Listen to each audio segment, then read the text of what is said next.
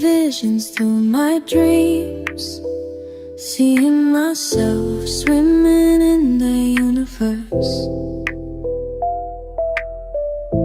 My ancestors gave me gifts to read cards, predict and heal. My name is Daphne, but spirit calls me Babylon. Angels communicate through numbers. Intuition is so deep. The gift I fully embrace within.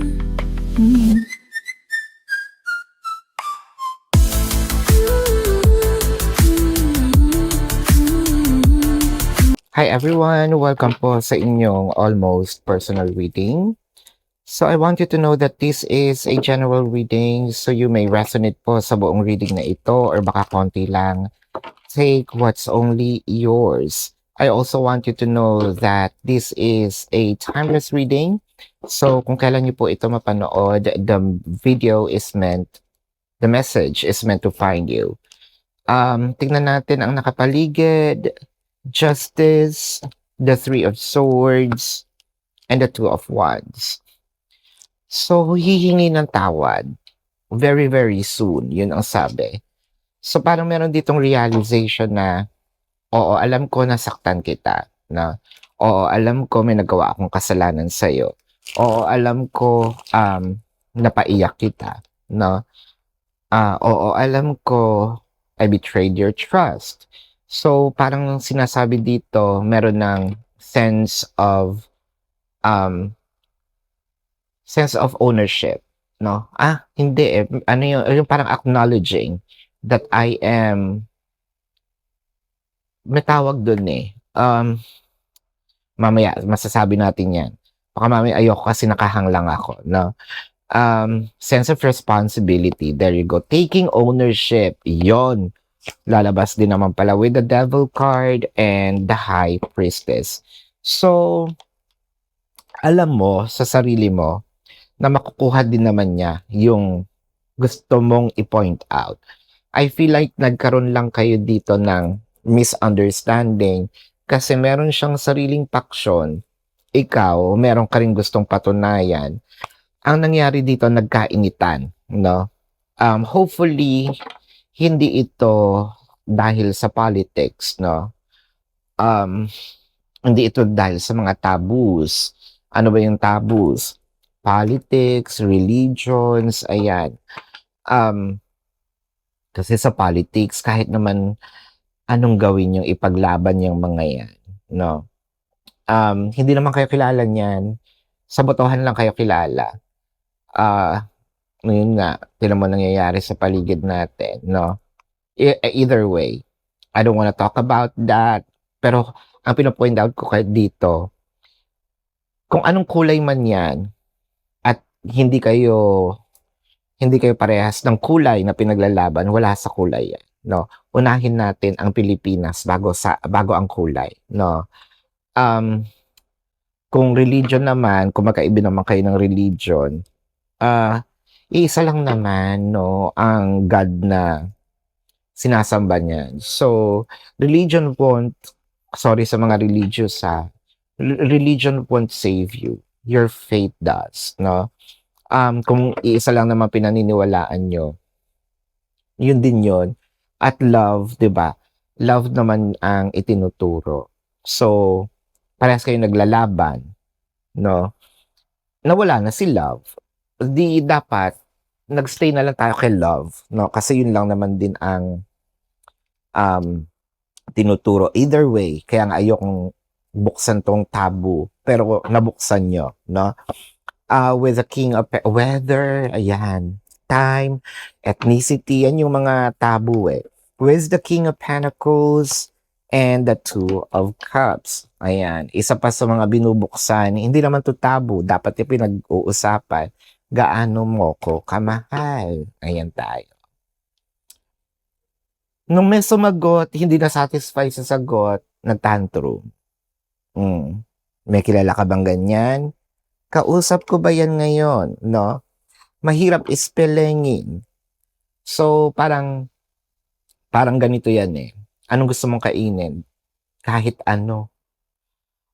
Umorder ng burger, nagalit. Ang gusto pala, spaghetti. Pero nung tinanong, kahit ano. Oh, di ba? Kilala mo yan. Ikaw ba yan? With the Seven of Pentacles and the Two of Pentacles.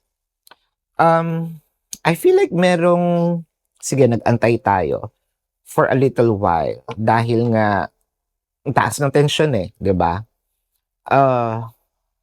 Siguro iniisip mo no, ako ba ang mauuna or siya? Well, you don't have to wait anymore. Parang gusto ko sabihin, you don't have to wait forever. You don't have to wait anymore kasi eto na nga siya, no? Meron ng approach. Joke lang yung forever ka mag-aantay with the Lovers and the Fool card. So nakikita natin dito na siguro nga no, merong age gap or meron talagang if we're not talking, if we're not talking about the age or numbers, we might be talking about the maturity, no? So may pagka-immature. Sino ba ang may pagka-immature? Let me know. Ikaw ba? Si person ba? Siyempre, kwento mo yan, no?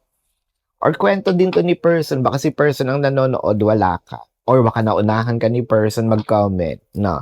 With the King of Wands, the Page of Cups, and the Knight of Cups. So, paano to? So, parang, eto yan. Yung isa ready nang humingi ng tawad. However, yung isa naman, kahit ready na rin akong magpatawad, hindi eh. Kung ready ka nang humingi ng tawad, ako medyo ready pa lang. So wala pa yung idea pa lang yun sa akin. Wala pa sa puso ko yung pag-embrace ng apology.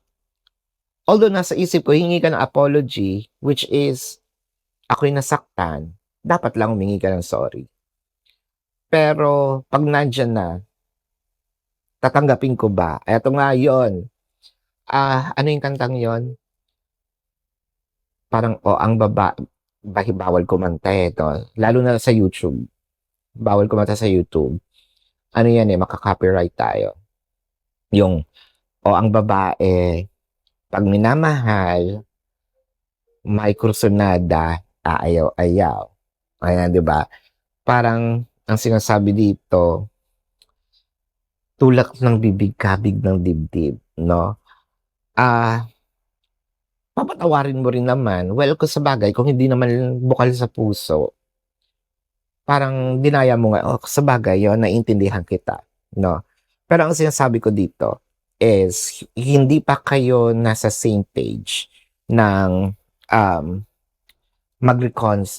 magkaroon ng reconciliation. Although alam nyo, magkakaroon kayo ng reconciliation. Kumbaga, yung isa is, antayin mo lang ako ha, antayin mong mag-heal, antayin mong humupa yung gigil ko, antayin mong humupa yung buwisit ko sa'yo, pero mapapatawad naman kita, di ba?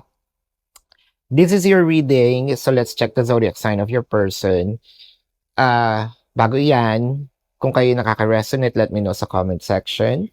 Kung kayo po ay may katanungan sa reading na ito or personal yung tanong, sa description box ng video na ito, there is a link. Click the link, you will be routed to my website. Nandun po yung name, number, QR code, amount per question. Take advantage of the 4 questions plus 1 kasi discounted po yun. And if you want to book a private reading, nandun din po siya. So let's check the zodiac sign of your person. This can be their sun sign or a placement in their chart. Of course, reading mo to, lalabas ang inyong zodiac sign and placement sa iyong chart. I'm seeing Libra. Libra magkatabi. So, dalawa ang Libra ang nakita natin. Baka parehas kayong Libra. Capricorn, Leo. I'm seeing Taurus, Cancer, Virgo. Gemini, Aries, Sagittarius, Pisces, Scorpio. So this is your reading. Maraming salamat. Love and light. Namaste. See you po sa susunod na readings. Goodbye.